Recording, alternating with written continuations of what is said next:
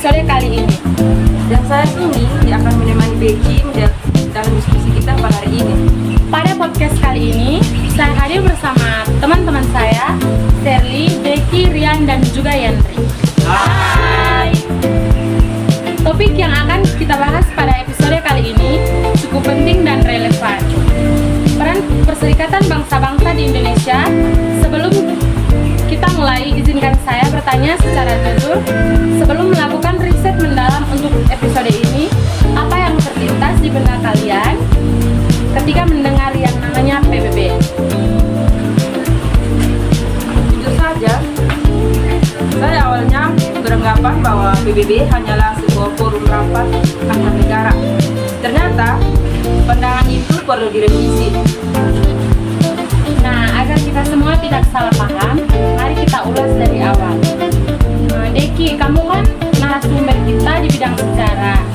Bisakah kamu memberikan kilas balik tentang kapan PBB pertama kali terlibat dengan Indonesia? Ya, tentu. Jadi, Indonesia secara resmi bergabung dengan PBB pada tahun 1950 sebagai anggota ke-60. Namun, keterlibatan PBB yang paling signifikan terjadi saat Indonesia menghadapi konflik bersenjata dengan Belanda. Itu terjadi pada rentang tahun 1947 hingga 1949, bukan? Tepat sekali. Pada masa agresi militer Belanda 1 dan 2, Dewan Keamanan PBB segera mengeluarkan resolusi yang menyerukan penghentian tembak-menembak. PBB kemudian membentuk Komisi 3 negara yang terdiri dari Amerika, Australia, dan Belgia untuk bertindak sebagai mediator antara Indonesia dan Belanda. Berarti, tanpa campur tangan PBB, proses pengakuan kemerdekaan kita berlangsung jauh lebih lama ya, Dek? Sangat mungkin PBB hadir bukan hanya sebagai pengamat, tetapi juga sebagai pengawas untuk memastikan proses berjalan adil. Jadi keterlibatan PBB bukan sekedar rapat di ruang sidang. Baik, saya menerima koreksi itu. Silakan kita lanjut, Becky. Kita beralih ke masa sekarang. Shirley, kamu kan sudah mempersiapkan contoh-contoh konkret. Apa saja peran PBB di Indonesia saat ini selain pengeluaran resolusi? Oke, jadi dengan PBB di Indonesia saat ini sangat beragam dan juga sebagian besar dijalankan melalui badan-badan di bawah naungannya seperti UNICEF, WHO, dan juga UNDP. UNICEF berfokus pada isu-isu yang berkaitan dengan anak-anak, bukan?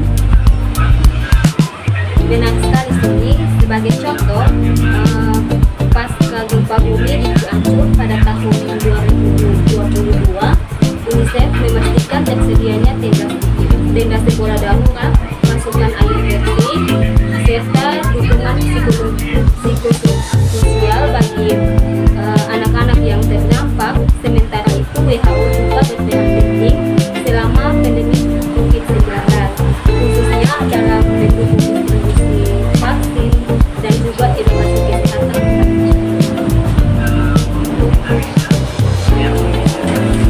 Jadi, UNDP juga memiliki peran yang tidak kalah penting. Lembaga tersebut aktif mendorong pemerintah Indonesia untuk mengimplementasikan program tujuan pembangunan berkelanjutan. Oh, SDGs yang mencakup 17 tujuan global seperti penghapusan kelaparan dan penyediaan air bersih bagi seluruh masyarakat. Tepat sekali. Jadi, PBB itu tidak hanya mengirimkan pasukan militer ke Indonesia, melainkan PBB juga hadir melalui program pendanaan dan tenaga ahli yang memisahkan perhatian pada aspek kemanusiaan, kesehatan, pendidikan, lingkungan hidup, dan juga penanganan. Dengan kata lain, PBB bekerja di balik layar. Kontribusinya mungkin tidak selalu mendapatkan perhatian sekian luas, namun dampaknya dirasakan secara nyata oleh masyarakat. Jadi kita sudah membahas berbagai hal yang positif. Tapi Rian, kamu kan sebagai narasumber yang perspektif, yang lebih realistis. Tentunya ada sisi lain yang perlu kita pertimbangkan, kan? Tentu saja ada. Jadi di sini singkatnya saya untuk menyampaikan beberapa catatan kritis. Pertama, PBB kerap disebut sebagai lembaga yang tidak memiliki daya paksa dan memadai. Banyak resolusi yang tidak dikeluarkan, tetapi ketika negara-negara besar seperti Amerika Serikat atau Rusia tidak mau mematuhinya, resolusi tersebut tidak bisa dieksekusi. Jika kamu memberikan contoh yang lebih spesifik lagi ya. Ya, kita lihat pada konflik internasional yang tidak kunjung terselesaikan. Meskipun PBB telah mengeluarkan resolusi. Kedua, ada kritik bahwa PBB terlalu dominasi oleh 5 negara anggota tetap Dewan Keamanan. Hal ini membuat suara negara-negara seperti Indonesia menjadi terbatas. Jadi berdasarkan analisis kamu, apakah PBB masih relevan bagi Indonesia? Menurut saya itu masih sangat relevan, tetapi kita harus bersikap cerdas. Indonesia tidak boleh hanya menunggu bantuan dari PBB secara pasif. PBB menyediakan forum dan bank internasional, tetapi aktor utamanya tetaplah kita. Indonesia perlu aktif berpartisipasi di PBB, bukan sekedar menjadi penerima manfaat. Ya, setuju.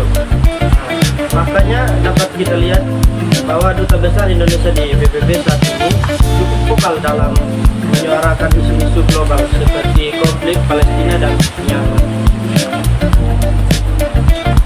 Saya ingin menambahkan satu peran PBB yang jarang mendapat sorotan, yaitu keterlibatannya dalam proses perdamaian Aceh pada tahun 2005. Bisa dijelaskan lebih lanjut, Sun? Ketika gerakan Aceh merdeka dan pemerintah Indonesia mencapai kesepakatan damai, PBB mengirimkan Aceh Monitoring Mission atau AMM. Tugasnya adalah mengawasi proses pelucutan senjata pihak GAM dan penarikan pasukan TNI. Dengan demikian, PBB hadir sebagai jaminan atas komitmen kedua belah pihak. Baik teman-teman, dari seluruh diskusi kita ini dapat kita menyimpulkan yaitu ada tiga peran utama PBB di Indonesia yang disebut sebagai formula 3M, yang dimana yang pertama ada mediator, dimana dia berhak sebagai penengah seperti dalam konflik pada tahun 1949 dan perdamaian Aceh. Yang kedua ada mitra pembangunan, di mana hadir melalui lembaga-lembaga seperti UN, UNICEF, UNDP, dan WHO. Yang ketiga itu monitor HAM, di mana dia mengawasi pelaksanaan hak asasi manusia, pemilu, dan proses demokratisasi. Sangat baik ya. Lalu apa pesan kamu untuk kita sebagai mahasiswa? Pesan dari saya teman-teman, kita sebagai mahasiswa jangan mudah percaya dengan informasi yang tidak mendasar seperti narasi, dan PBB ini menjajah Indonesia. Sebaiknya kita mencari informasi yang lebih valid, terlibat dalam program sukarela, dan berpartisipasi dalam inisiatif SDGs di lingkungan kampus. Sebab masa depan Indonesia ini di kancah internasional ada di tangan generasi muda.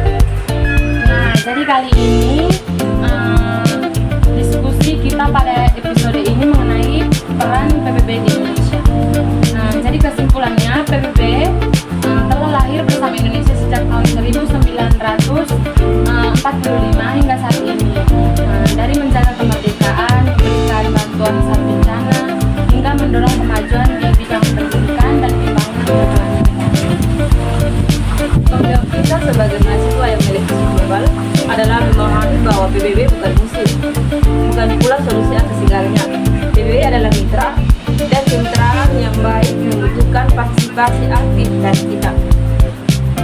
Terima kasih kepada teman-teman yang sudah memberikan kontribusi dan wawasan yang sangat berharga. Saya Beci, Saya Sumi. Saya Seri. Dan saya Deki. Saya Rian. Saya Yandri. sampai jumpa kembali di episode podcast berikutnya. Dadah!